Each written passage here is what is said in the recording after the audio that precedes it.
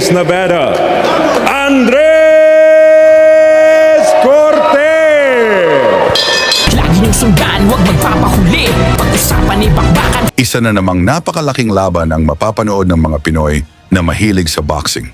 Dahil muling magbabalik sa aksyon ang isa sa pinakamabangis na knockout artist ng Pilipinas. Si Mark Magnifico Magsayo, isang WBC Featherweight World Champion.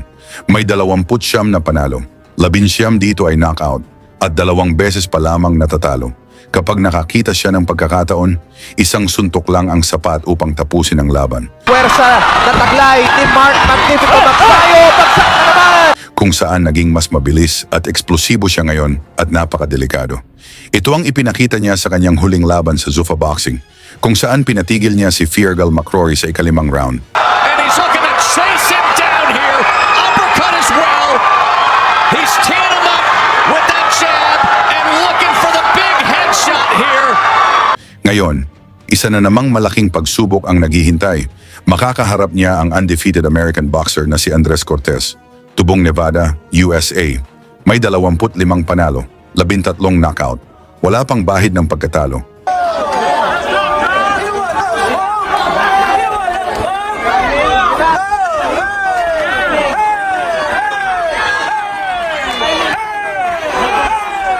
Hawak din niya ang WBC at WBO Intercontinental titles.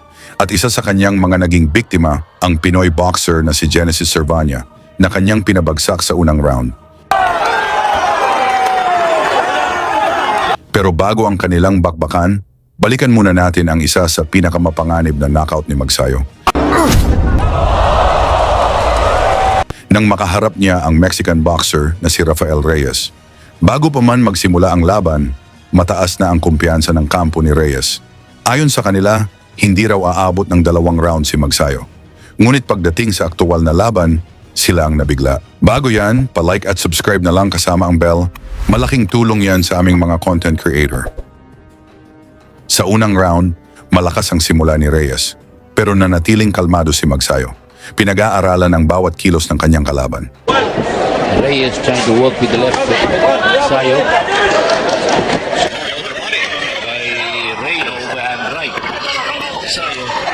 He wants to put on an impressive performance to win over a noted Mexican warrior. Sayo had over 100 fights. No hubo rounds tuyos y están viendo a ver quién es más sin quitarse golpes, recibiendo y lanzando. Pero bueno, la pelea pinta. De este año, en el 2015, Rafael Reyes. Mula sa mga solidong patama ni Magsayo sa panga ni Reyes, nagawa pa nitong nag-angas na ilakas pa daw dahil hindi siya nasasaktan. Oh, beautiful. Okay, keep hitting me. Oh, now he caught up. He got into trouble. Thrown by Magsayo. He clocked. Reyes coming again. The speed and power of Magsayo. Magnifico. Ito. Final 10 seconds.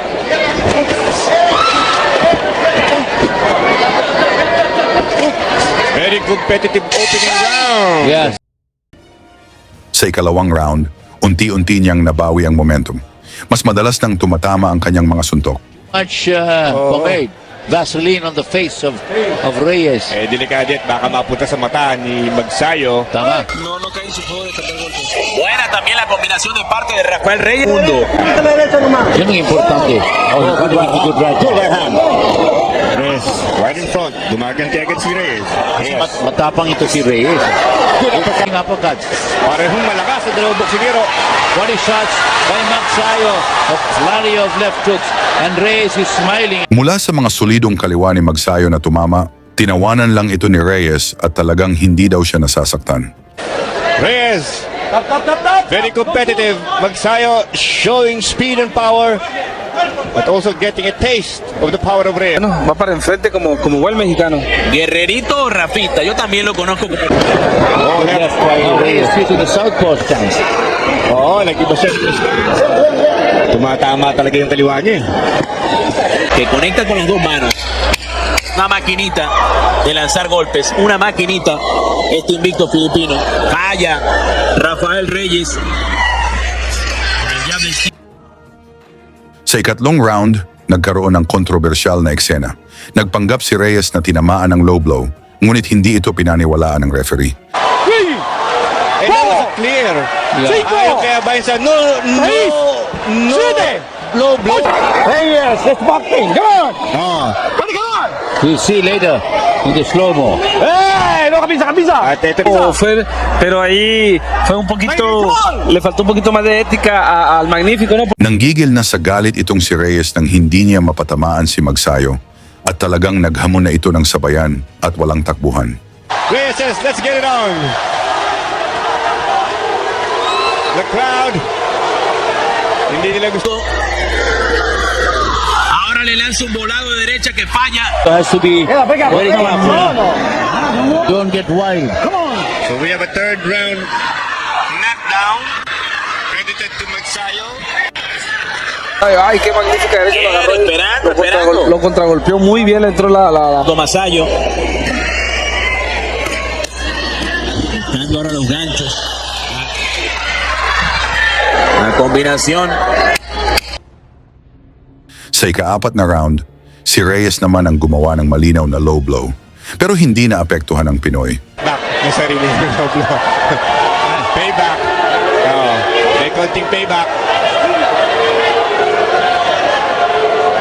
Para enfrente buscando la pelea ahora, ¿no? En la izquierda, Rafael Reyes entrando el gancho. Pero la guardia. A lot of shoot over right hand. Reyes taking the blow.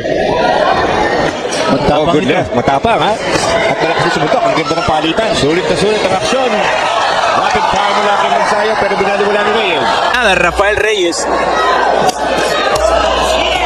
Conectando de nuevo el hombre de Filipinas. Magsayo.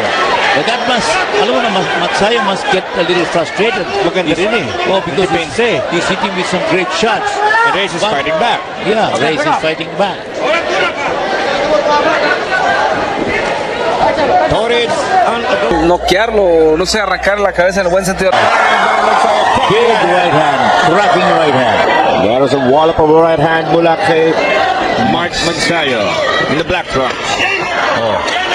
Rafael Reyes, el guerrerito, tratando de hacerla imposible ante este. Reyes. Magsayo got caught. Magsayo backtracking. What a At pagsapit ng ika-5 round, wala nang nakapigil kay Magsayo. action so far. Alam mo na, kita ko, si Edmund Villamo came to the corner because Edmund Villamo was preparing Donny Nietes for the main event. El magnífico Masayo, pero no le ha faltado coraje a este peleador mexicano. Ha intentado, pero no ha podido. Sí, incluso toda la pelea la ha ganado el Magnífico, pero yo pienso que... Si Magsayo, this is the first time he's really in a fight. Oh, there is no backing out para kay Reyes. He is coming in resiliency. Ang daming mga patama ni Magsayo, but he keeps fighting back, this Mexican. Oh, good left by Reyes again. Another hard right to the side of the head. Yung feeling ko, Magsayo wants to take some punches so he can give punches in return. That's not a good uppercut, but that's a dangerous... mexicano. El Magnífico tiene 2 años. Good overhand right by Magsayo. You know, Magsayo should just... Don't worry about this guy. Just concentrate on what you have to do. Another beat. 5 años de boxeo profesional. Atacando con todo el hombre de Filipinas. Y tiene quijada, pero está tambaleándose. Lo pusieron mal, sí. Se tambalea. Right hand. And Reyes must go down. Oh, another cracking right hand. Isang malinis na uppercut ang tumama. Diretsong bumagsak si Reyes. Hindi na siya muling nakabangon. Tinapos ng referee ang laban. Technical knockout. Reyes must go down. Oh, another cracking right hand.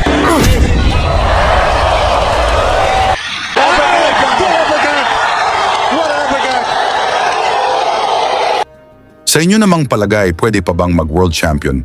Muli si Magsayo, pag-usapan natin yan sa baba. Banggitin na rin ang inyong lugar upang malaman natin saan na umabot ang suporta ng mga Pilipino sa laban ni Magsayo kontra Cortez. Lagi niyong sundan, huwag magpapahuli. Pag-usapan ni bakbakan, balita niya at laban. Mga Pinoy na di nagpapagapi. Salamat sa mga suporta na lagi nandyan.